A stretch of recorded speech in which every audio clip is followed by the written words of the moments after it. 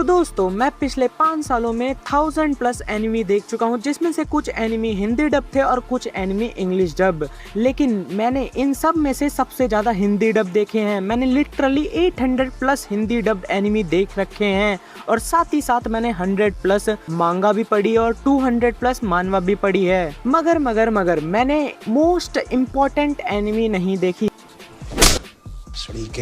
है आज के टाइम पे, जो इंडिया में मोस्ट पॉपुलर एनिमी मानी जाती है और वो टॉप 3 में भी आती है। हाँ, आपने सही समझा, नारुतो, शिपुडेन या फिर नारुतो। तो दोस्तों आज के टाइम पे फेमस अपना जो फर्स्ट रीजन है उसका नाम है ओल्ड एनिमेशन। जी हाँ, मैं बात कर रहा हूँ पुराने एनिमेशन क्वालिटी। हाँ, मैं मानता हूँ आज के टाइम पे जो नारुतो के एपिसोड्स आ रहे हैं उनकी एनिमेशन क्वालिटी लिटरली बवाल है, लेकिन जो पुराने एपिसोड्स है उसमें डिसेंट क्वालिटी है, डिसेंट से भी बिल्कुल कम क्वालिटी है, जिसकी वजह से मेरा नारुतो देखने का पहला मन नहीं हुआ। और क्वालिटी मेरी लाइफ में इसलिए भी मैटर करती है क्योंकि मैंने जितने भी एनिमी देखे हैं, हाँ उनमें से कुछ एनिमी मैंने ऐसे भी देखे हैं जिनकी बहुत कम क्वालिटी होती है लेकिन उनकी स्टोरी लाइन भी बवाल होती है और वो बहुत कम चैप्टर्स के होते हैं या फिर बहुत कम एपिसोड्स के होते हैं। लेकिन जो नारुतो है उसमें लिटरली 1000+ चैप्टर्स हैं मांगा में और शायद से 1000+ एपिसोड्स भी हैं, जो मेरा देखने का बिल्कुल मन नहीं करता। और मैंने जितने भी एनिमी देखे हैं सब में एनिमेशन क्वालिटी बवाल है। अगर मैं गिनवाने लगूं तो Demon Slayer, Attack on Titan literally banger. These animes are literally banger for animation quality. मगर क्या एनिमेशन क्वालिटी के बेस पर नारुतो को ना देखना ये एक अच्छा डिसीजन है? मेरे हिसाब से तो नहीं। इसके और भी रीजंस हैं जिनको मैं आगे वीडियो में बताऊंगा।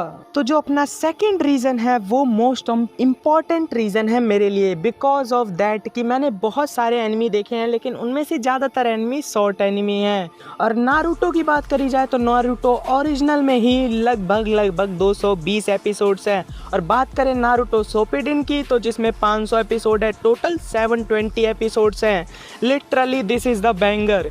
तो साथ ही साथ मेरा ये भी रीजन है कि इसका इतना बड़ा होना। और मैंने जब भी नारुतो देखा है या तो नारुतो शिपुडेन से स्टार्ट किया क्योंकि मेरे को पुराने एपिसोड देखने में मजा नहीं आता था। इसकी वजह से मैं 3 या 4 एपिसोड देखने के बाद ही नारुतो को क्विट कर देता था। और मुझे अब समझ में आ रहा है कि यही मेरी सबसे बड़ी गलती थी। मेरे को स्टार्टिंग से नारुतो देखना चाहिए था। इवन मैंने ड्रैगन बॉल जी भी बीच से स्टार्ट किया था, लेकिन उसकी स्टोरी लाइन ऐसी थी जो बीच से अगर मैं स्टार्ट करूँ तो मेरे को कोई दिक्कत नहीं होगी, लेकिन नारुतो की स्टोरी लाइन ऐसी नहीं है। अगर मैं नारुतो को बीच से स्टार्ट करता हूँ तो वो मेरे को समझ में ही नहीं आएगा, जिसकी वजह से मेरे को स्टार्टिंग से ही देखना पड़ेगा और मैं ये करना नहीं चाहता था।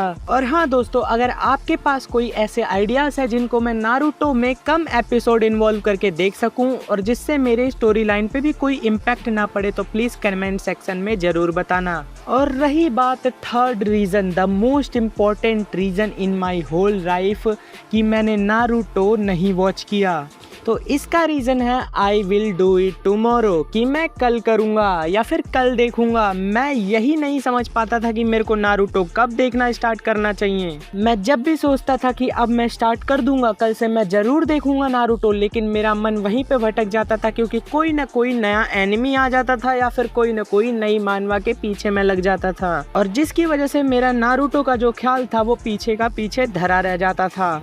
और इसी रीजन की वजह से मैंने लिटरली अटैक ऑन टाइटन भी अपने लगभग 500 एनिमी देखने के बाद देखना स्टार्ट किया था और बाद में समझ में आया कि मैंने कितनी बड़ी गलती कर दी। तो अगर आपने इस वीडियो को यहाँ तक देखा है तो प्लीज मेरे को कमेंट में जरूर बताना कि क्या मेरे को नारुतो देखना चाहिए, वो भी इस टाइम पे। और साथ ही साथ एक और चीज मैं बता दूं आपको कि नारुतो बिगनर एनिमी वॉचर्स के लिए नहीं है, क्योंकि ये बहुत ज्यादा बड़ी एनिमी है और साथ ही साथ इसमें कुछ ऐसी चीजें आती हैं जो एक ओताकू ही समझ सकता है। लिटरली नॉर्मल बिगनर बंदे तो नहीं समझ पाएंगे, लेकिन अगर तब भी वो देख रहे हैं तो दिल से सल्यूट है उनके लिए।